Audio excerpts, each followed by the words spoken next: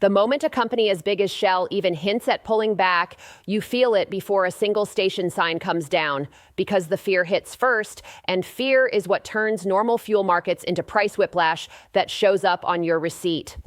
I'm going to walk you through what this Shell pullback actually means, what's verified versus what's getting exaggerated online, and why California's fuel system is uniquely vulnerable to these headline shocks. So by the end, you'll understand exactly how this can translate into higher prices at the pump, higher delivery fees, and higher grocery bills, even if you never buy gas at a Shell station. And hey, if you like calm, evidence-minded breakdowns of the stuff that quietly empties your wallet, tap subscribe, and while you're here, drop a comment. What did you pay for regular the last time you filled up, and what city were you in? That real-world price check helps everybody watching.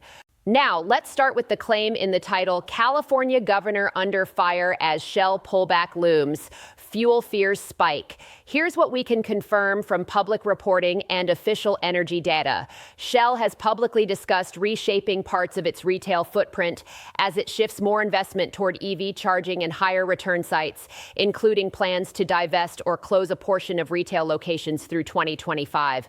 That's a real strategic direction, and it's been widely reported. But here's what's often missing context. Shell pulling back does not automatically mean Shell is abandoning California or Shell stations are disappearing overnight. A lot of branded gas stations are not owned by the oil company on the sign. Many are operated by dealers, franchises, or jobbers who buy fuel supply contracts and branding rights. A station can lose one brand and rebrand under another, sometimes with zero interruption in whether you can still buy gas there tomorrow. So what's plausible, and this is where your real-life impact comes in, isn't just the logo on the canopy.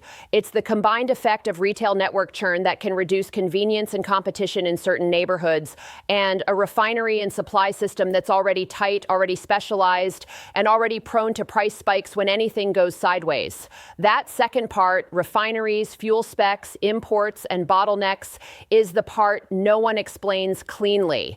And it's where the governor under fire angle usually comes from, because when prices spike, voters don't call a refinery manager. They blame Sacramento. So let me put this on a clear timeline. In March 2024, reporting around Shell's energy transition strategy highlighted a plan to unload or close about 1,000 retail sites globally by the end of 2025 while expanding EV charging. Fast forward into 2025, and now California's fuel anxiety is being driven by something even bigger than station branding, refinery capacity, and the state's energy island problem.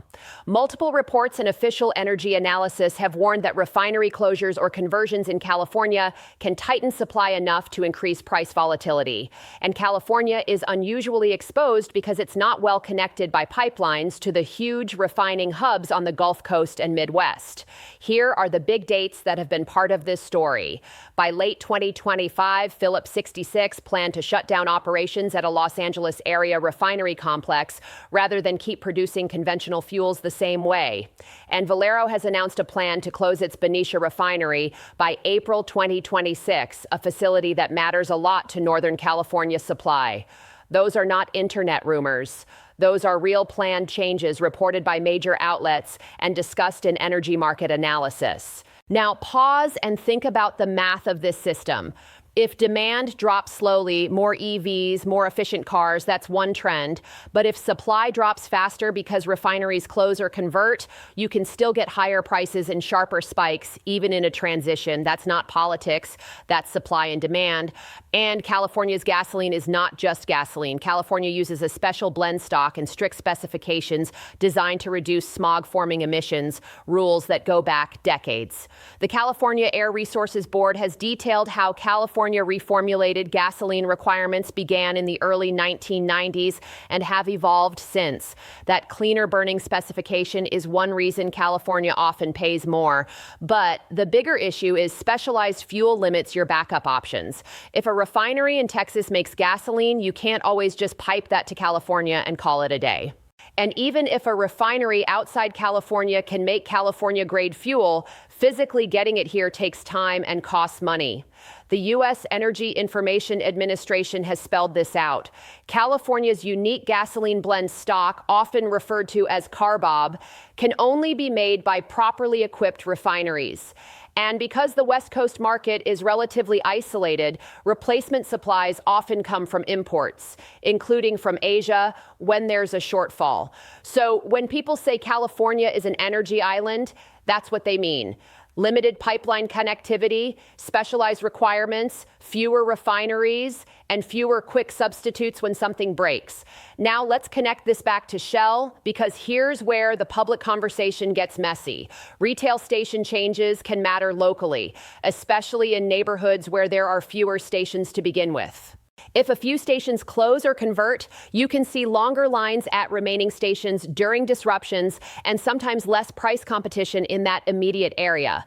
But most of the violent price spikes you feel, those gut punch weeks where it feels like the price jumps overnight, those are typically driven by supply disruptions, refinery outages, inventory tightness, and how quickly wholesalers start bidding up limited supply. And California's price spikes can happen fast because the system is tight by design. Let me explain the mechanism in normal person language. Think of California gasoline like a custom-sized part for your car.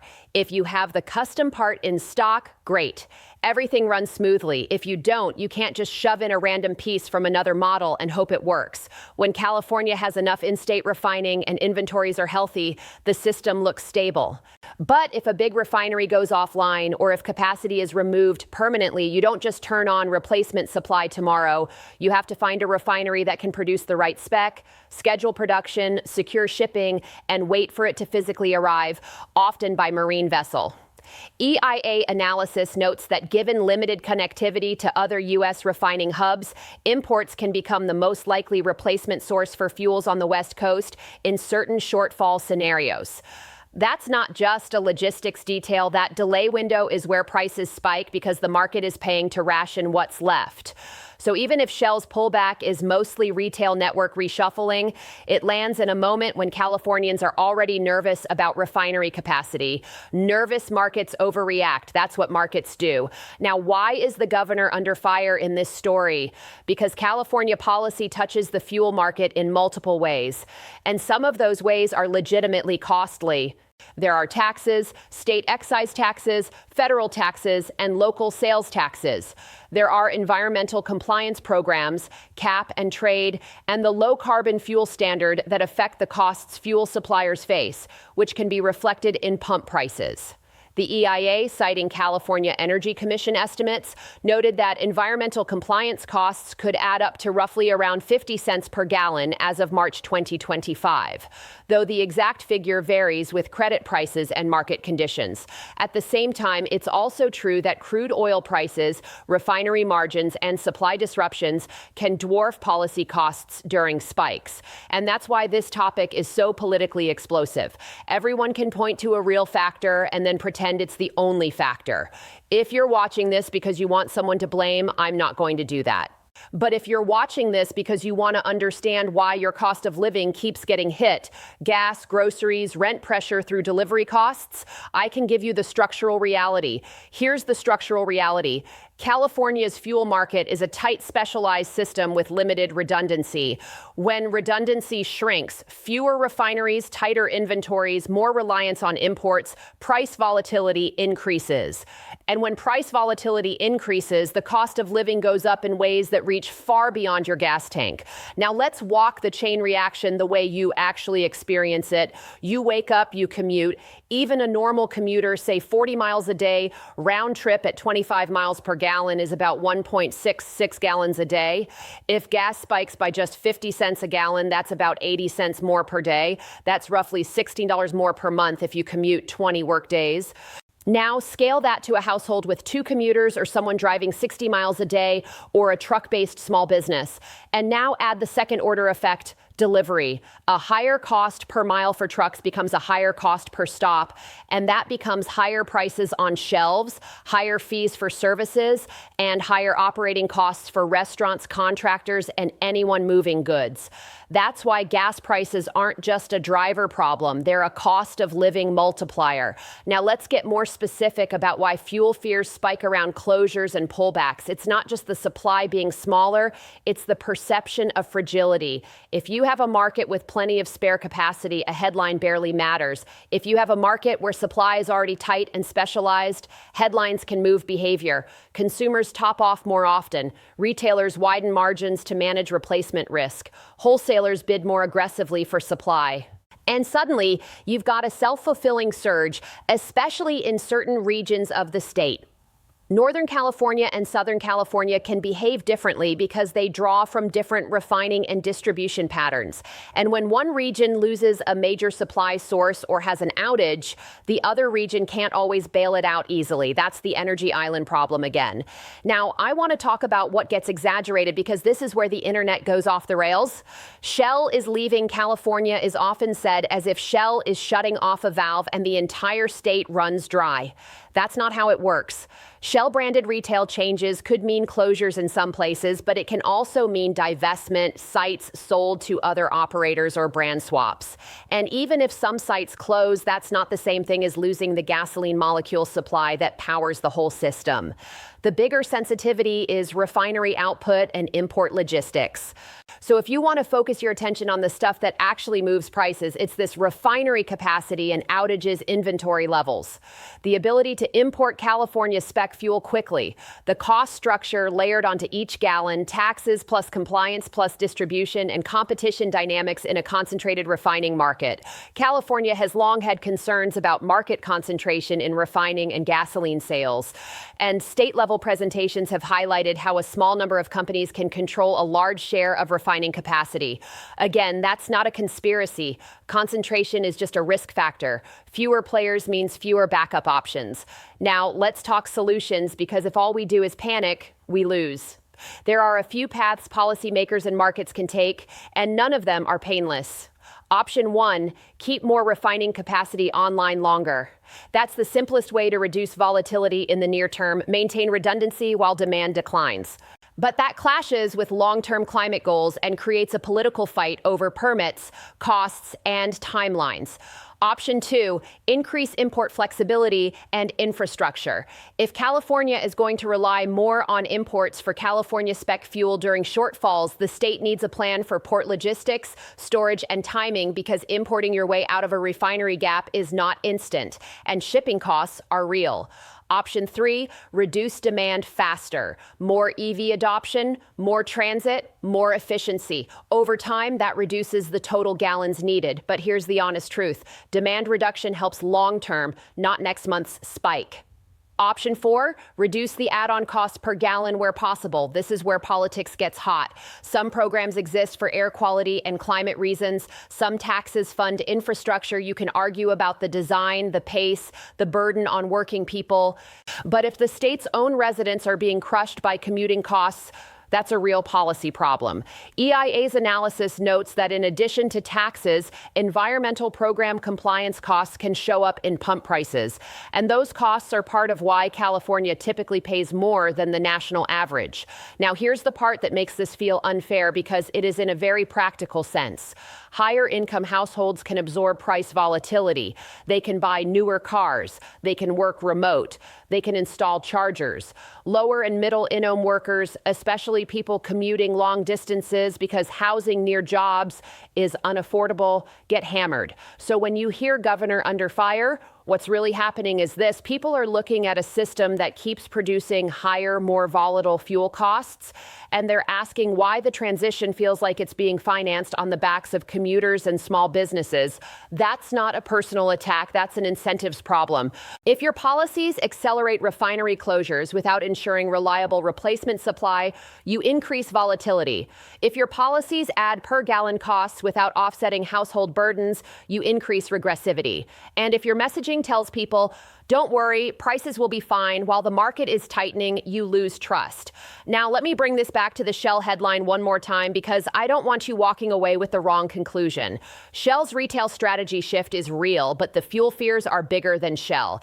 They are about a California fuel system that has limited redundancy and special requirements in a period where refinery capacity changes are already planned. EIA's analysis on West Coast refinery closure risks makes that clear. Limited connectivity means fewer easy backstops, and California spec fuel constraints make replacement harder. So when you see politicians fighting over this, don't get distracted by the loudest clip. Ask the only questions that matter to your wallet. How many gallons of California spec fuel can the state reliably supply during peak season? How quickly can imports fill a gap if a major refinery goes offline? What policies are increasing cost per gallon? And are there offsets for working households? And what's the plan to prevent volatility while demand transitions? Because if the answer is we'll figure it out later, you and I both know what that means. It means the next outage becomes a crisis. It means the next refinery closure becomes a price spike. It means the next wave of retail reshuffling becomes a fear wave that ends with you paying more. Let me recap what changed and why it matters. The Shell pullback narrative is largely about retail network optimization and EV charging investment through 2025, not a single switch being flipped on California's fuel supply. But it's landing on top of real documented fuel market fragility, specialized California fuel requirements, limited pipeline connectivity, and looming refinery capacity reductions that can increase volatility and reliance on imports. And that combination, retail churn plus tight supply, creates the conditions where fear spreads fast and prices move fast. So here's my calm warning to you. If California doesn't manage the transition with redundancy, either by keeping enough capacity online or by building real import and inventory resilience, then every pullback headline becomes a preview of the next price spike. Now, I want to hear from you. Do you think the state should prioritize lower volatility at the pump, even if it slows parts of the transition timeline? Or do you think volatility is the unavoidable cost of changing the system? Drop your take in the comments. And if this breakdown helped you understand what's really driving prices, hit like, subscribe, and share this with someone who's convinced it's all just one villain. It's not one villain, it's a system.